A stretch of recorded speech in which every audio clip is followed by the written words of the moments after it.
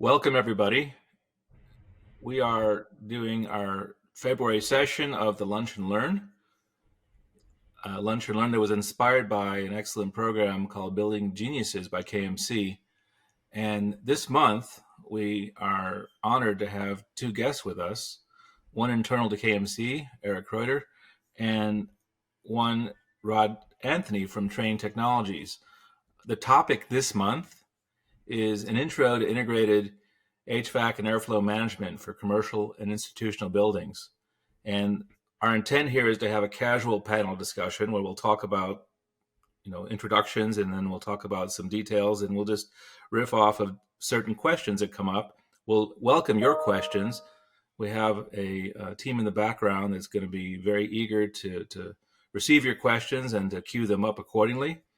And as a heads up, last month we had our series on what is not smart buildings with a Microsoft guest who's an expert on this. And next month should be very interesting because we're going to go deeper into IoT sensors and then into the financial side of how do you monetize that, or really what's the break-even side of it. And so we're going to bring in the whole IRS concept of cost segregation. So I think it's the first time this has been done in this kind of forum. And so the people speaking next month are both experts respectively. But let's get into this one now. Let's start with our external guest. Rod, would you please introduce yourself in terms of what company, what you do, and what you care about? Sure. Thanks, Ari. It's Rod Anthony. I work for Train Technologies. I'm an account manager down in South Texas. This year marks 40 years in the business, both on the consulting side, the equipment sales side, and on the owner side. Had probably 10, 12 years on the owner side as well. So a little perspective from kind of all the way around, and glad to be here today. Appreciate you guys showing up. Welcome very much. Eric, please. Yeah. Hello, everybody. My name is Eric Reuter. I'm the Vice President of Engineering and Products here at KMC. And I've spent quite a lot of time talking with consulting engineers and our customers about controls, but also our airflow products over the last 12 to 18 months. So I want to start with you, Rod. What is airflow? What is airflow management? And why is that important to a commercial building? Well, I think it's always been important, but it's doubly important since we've had COVID and the amount of air that we're trying to push through buildings. And so ventilation rate is one of the ways that we're able to keep some of the VOCs that are out there. Ventilation allows us to be able to manage those. And proper ventilation is kind of the goal in all of that. It has its challenges when we try and deal with outside air and what we have to do to treat it before it comes into the building. But it's also uber important to a building to make sure that building is positively pressurized. I want to go more into that. Eric, I know you're very active with some of the standards organizations such as ASHRAE and others, but I wonder, could you give and Rod, you can build on this too, but just to Eric right now, when you think about pre, during, and post epidemic, sure, right? So people were managing the resources, normal operating versus now new normal. Could you make a comment with respect to airflow management and mixes with external air and what he just talked about with positive pressure on the inside? Sure. Thank you. Yeah. So the outdoor air, like Rod mentioned, is the most expensive thing that we're generally trying to bring into a building. We either have to heat it up, cool it down, wring it out, or add humidity to it. And the proper amount varies by application, varies by building type, varies by occupants. But ASHRAE is very active in prescribing what they think is best. There's 5 or 6 different standards that all deal with ventilation for certain applications, or new ones dealing with aerosols and VOCs and how viruses spread. In COVID, we wanted the most outdoor air we could physically bring into a building, most ventilation. That's what made us feel safe. But that is terrible for energy efficiency. So now, we're seeing that pendulum swing back to something that is more in the middle, more of the kind of that Goldilocks, not too much, not too little. Interesting. Rod, you want to add? Then I want to ask you a question. No, I absolutely agree that what we've seen, pre-post is it is pendulum back, and it's still a challenge every day of how we deal with that. And a lot of it's education too, is making sure that building owners understand why it is so important. Yeah. Oh, the other thing I'll add that it's interesting in today's post pandemic market is, there's more people that are hungrier for that information, whether it's for the, policies that they've had as companies for ventilation, or there's a compliance issue where they have to track it for a state mandate. And in today's market, a packaged rooftop is the new air handler for a lot of folks. So there's more and more applications that we have to address.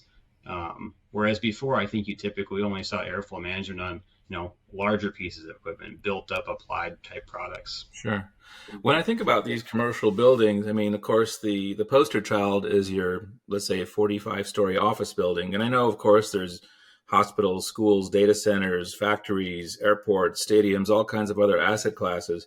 But just for this conversation, if you don't mind, if we could just focus on, let's say, a Class A commercial office building, which you would expect to have the best of everything, especially if it's built in the last 10 years. Let's start with Rod, actually. Rod, could you talk a little bit about maybe the concept of heat, or, I'll put it in quotes, but heat mapping, the idea that you could be aware of different airflow conditions, whether it's by pressure, whether it's by velocity, whether it's by other conditions such as even the temperature or humidity or other elements of air quality. Could you explain to the audience a little bit your perspective on like mapping out a building in terms of common areas like a lobby, like how is that pressurized differently to the outside, or the elevator where you have a very, very enclosed space and, should riders still wear masks, for example, versus overall office areas versus restrooms versus stairwells, conference rooms, atriums that are kind of sometimes a mix. But could you share maybe your perspective on these different, let's say, common and more private areas of office buildings, and with respect to, say, heat mapping those spaces on airflow? Sure.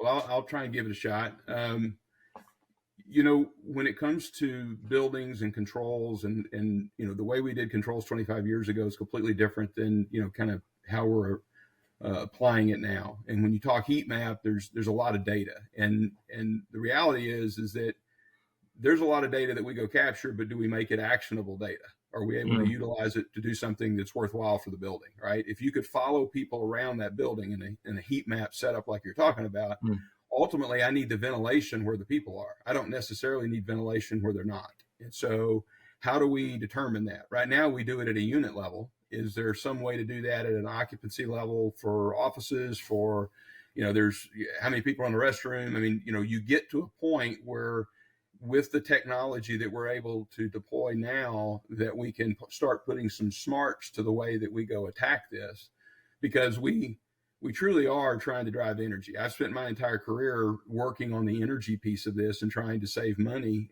but meet the mark, but save money while you do it. You got to balance that.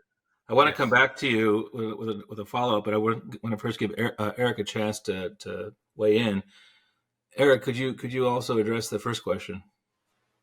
Yeah, I mean, Rod's spot on. We want to create the environment, whether it's temperature, humidity, CO2, ventilation, even things today like particulate matter sensing. We want to do that where the people are, or potentially where the people have just left, and return that room back to a nominal condition.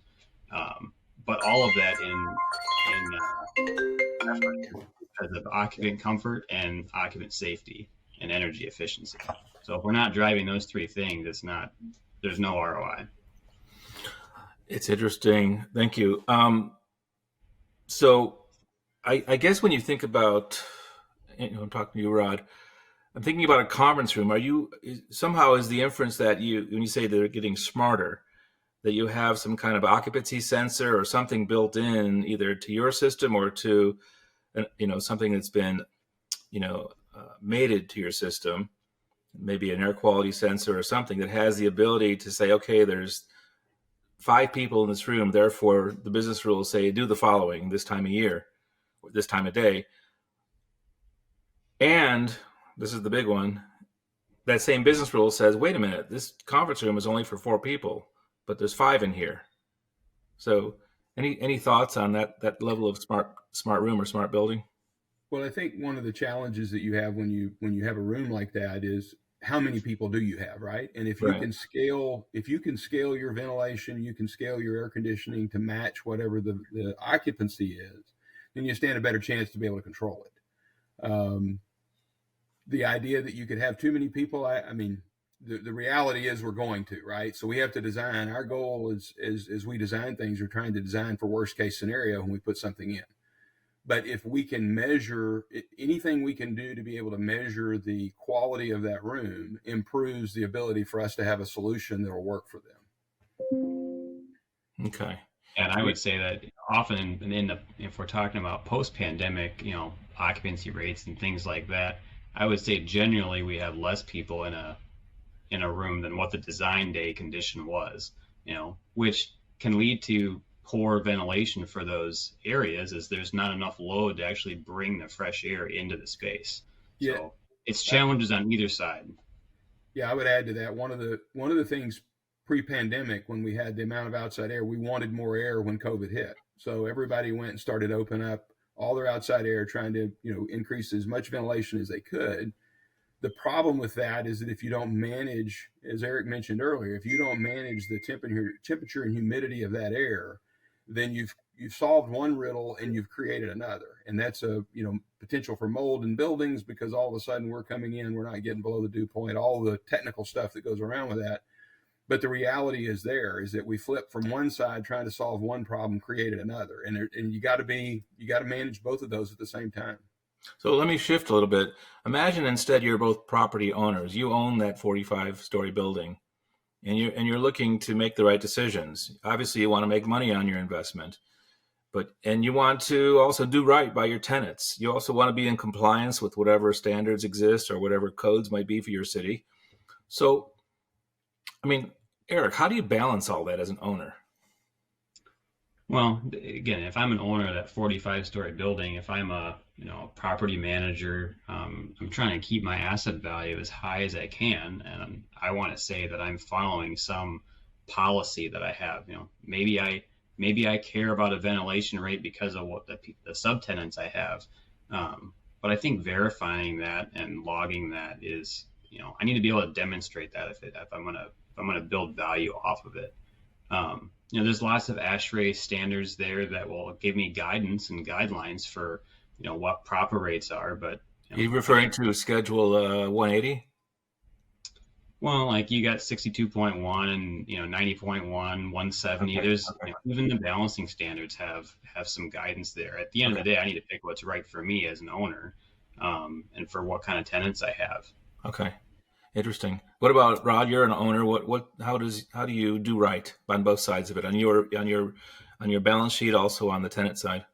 Well, I think if you get to a point where you could quantify what it is that you're doing, how you're quantify the quality of your building, right? Then perhaps you've got a building that you could demand some higher rental rates for people to be in there, right? I mean, Interesting. Right. can you take it from here's what we're doing, and does that translate into revenue for you as a result? And then you're doing an ROI on what I can do to have a properly ventilated and conditioned building, and can I make that up is it that important to my customers? Right. Interesting. So, all right, let's flip it again now. Now you're a tenant, and let's say you're a law firm, and you're looking at taking out 2 floors of a building in a central business district of one of the top 30 cities in the country. And you're looking at lots of things. Maybe it's how about this? Here's a scenario: you've had a 5-year lease. You're considering a renewal for a 5-year lease, but the owner wants to push you into a 10-year lease because he said he's done X, Y, and Z in terms of wellness. He's gotten certified for well building. He's gotten this and that compliance. He's your cyber. We haven't even talked about the building being hacked by some cyber guy or gal, but how does he convince you as a tenant that he's doing right by you from, say, a comfort systems airflow management standpoint? So I'll start with you, Rod.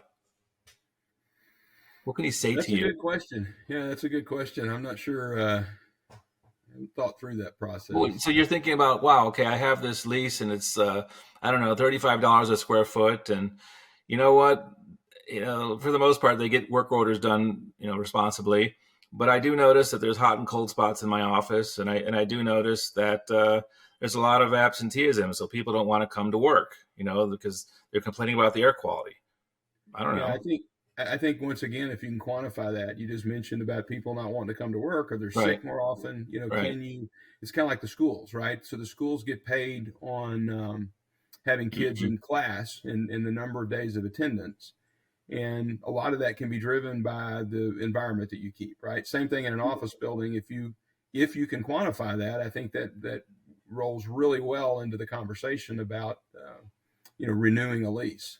In fact, the gentleman they'll be visiting this one, just cut you off for a second, Eric. The gentleman will be visiting with us next month, and the third Friday will be this Professor Mark Hernandez. He will give that data.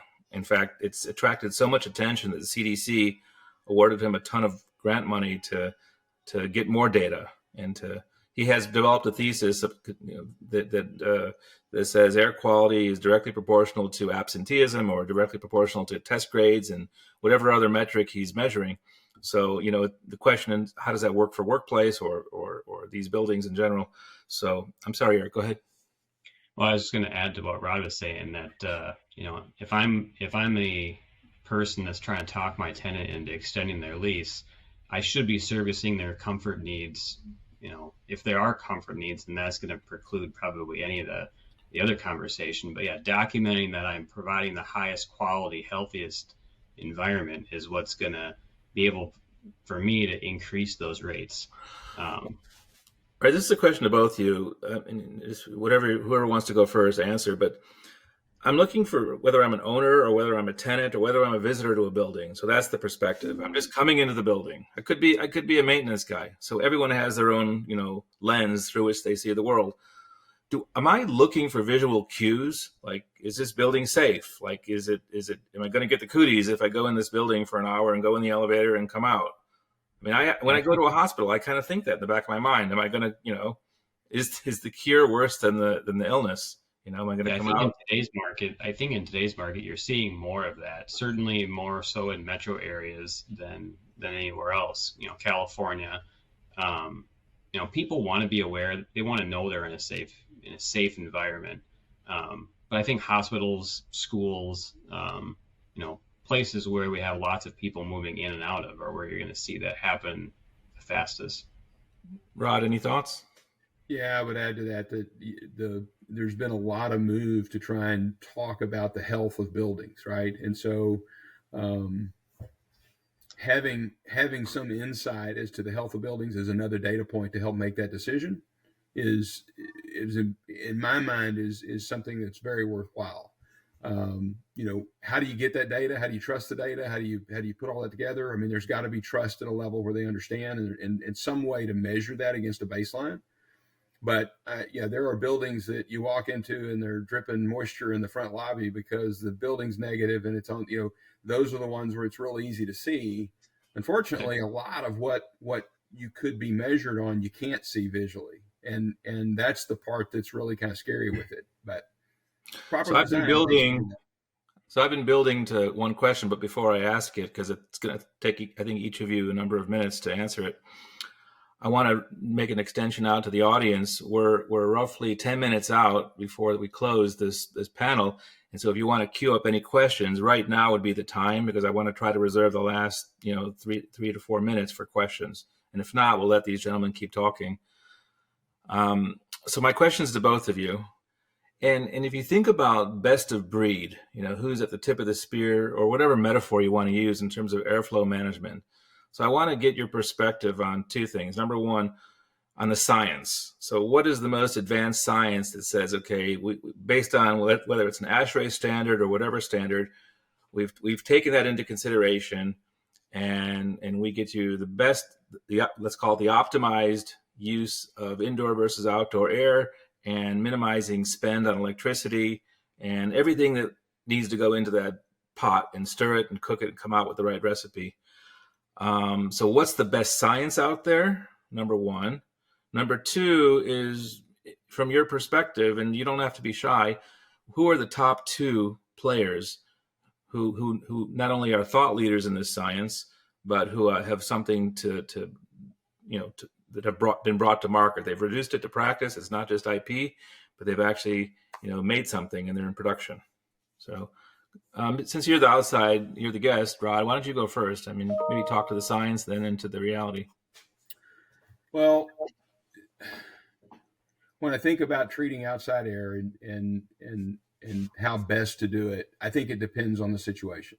There are certain situations where we've got outside air and it's constant volume, and we have to have that in order to be able to keep our building positively pressurized, right? Mm-hmm. So the answer is different in that scenario of trying to make sure that we're bringing in the amount of outside air that we need all the time. Then there's the flip side of we have variable outside air based on occupancy. And so, a CO2 type technology could work in a situation like that. And it's a way for us to measure, what's the health of our air in the space, right? So, but in a situation like that, we're trying to conserve energy and we're trying to vary that ventilation load, but we can't do it to sacrifice the building pressure. Who's doing the best job of it? I like to think that working for Trane, that we're at the forefront of without being a disclaim, but there's a lot that goes into what we're doing on a daily basis of how to treat it. And I'll just tell you that there's a lot of cost involved with trying to treat this outside air, and there's different ways to skin that rabbit, but traditionally with package equipment, we go in and we're trying to put all the smarts in every unit that's sitting out there. Well, one of the is there an emergent company out there, anything on your radar that you're thinking, wow, I wish we could have thought of that? One of the things we do now is you're seeing a lot of dedicated outdoor air systems. And what's happening is we're decoupling the treatment of the outside air so that then the rooftop units become much more of a sensible temperature control, because you've removed the moisture of the outside air, but you put all the smarts in one unit rather than having all those smarts in every unit. I love that. It becomes more of an integrated approach of how you're going to do it. But if you can manage the amount of air and the pressure in your building and the dew point of that air, you stand a really good chance to take care of that building. You are a subject matter expert. I love that. Eric, can you give your perspective, on the science and also on, Sure. maybe a couple of examples of, best of breed? Yeah, I mean, like Rod said, the way he started his answer was perfect. Not every building and every application is the same. That's why there are so many different standards that ASHRAE's come up with. How we treat a classroom full of kids is different than how we treat an OR. Demand controlled ventilation and CO2 as a stand-in for air quality is appropriate at a lot of those classroom level or class A and B office space. But when you go in to have surgery, there's a reason there's not a CO2 sensor on the wall. They want air change rates and measured, verified airflow. So there's a huge span of what proper application is for any of these technologies. If you want to look down into how we measure airflow, it's different if it's a mixed air unit, something that has an economizer section versus, as Rod mentioned, a DOAS unit that's purpose built for one reason, and that's giving us the proper, temperature and humidity, fresh air. There's thermal dispersion, air, hot wires, there's orifice plates, there's characterized airflow. All of these have proper applications and can be tailored to best fit that end user or that building owner's needs. Best of breed, Eric? Any couple of companies come to mind? Well, I would say KMC has a rather artful solution for airflow management. That's not to say other companies' technologies don't work when applied as prescribed either. But I'm a little biased towards anybody else on your radar you want to? I don't know. It's a tricky question. It's kind of like Kleenex in our industry. Ebtron is the king of airflow for most people. They're definitely the incumbent. There's Ruskin, there's Onicon, there's a few others. Again, they're all good when applied, in the situations that that they need to be. But I think as an industry, we typically apply things, in the wrong spot, or we don't give them a chance to work in the best way. This might be a We cause silly, maintenance issues and things like that. We cause inaccuracies as to right. where we put these sensors, and that's no fault of the manufacturer. I'm not sure if this is a silly question, but it just might show the fact that I'm not a subject matter expert on airflow. But I want to ask the question to either of you. I've heard no one mention anything about the vents, the actual outside vents. I mean, are those static, or can they be moved, and can that somehow come into play with respect to airflow management? Well, fans and dampers are what control air. So there's lots of modulating dampers and modulating fans out there that you may or may not see move in a building. But that doesn't mean they're not varying the amount of air to control. But is there magic? Is there like a magic angle, like do it at this angle and you're going to save the most electricity or something? I'm not aware of anything like that. I will tell you that you need to be careful. One of the you need to be careful of placement of your intake vents, right? Because you could do all the proper design and then set it right next to the boiler stack, and you're pulling in flue gas when you do that. So I mean that's a consideration. I don't know that there's any kind of magic sitting out there how you align it, but it is something to be looked at, and it's part of an integrated solution. The answer here, Art, is 42 degrees. That's like from The Hitchhiker's Guide to the Universe. That's funny. There is a question coming in here, and I'm just trying to see it. It was pointed out. So I won't mention the name. Well, what the heck? I'll mention the name. Armando asks, first of all, thank you, Armando. What are industries, in your opinion, should be taking advantage of HVAC, ventilation controls? I assume the answer, high traffic, commercial customers. Do you understand the question? Yeah, I can take a crack at it first. Okay. Traditionally, we've seen more airflow management, I'll say in higher end commercial, laboratory space, higher education. That's not necessarily the be all end all today. We're seeing airflow verification expand to near hospitals and even down into the K-12 market.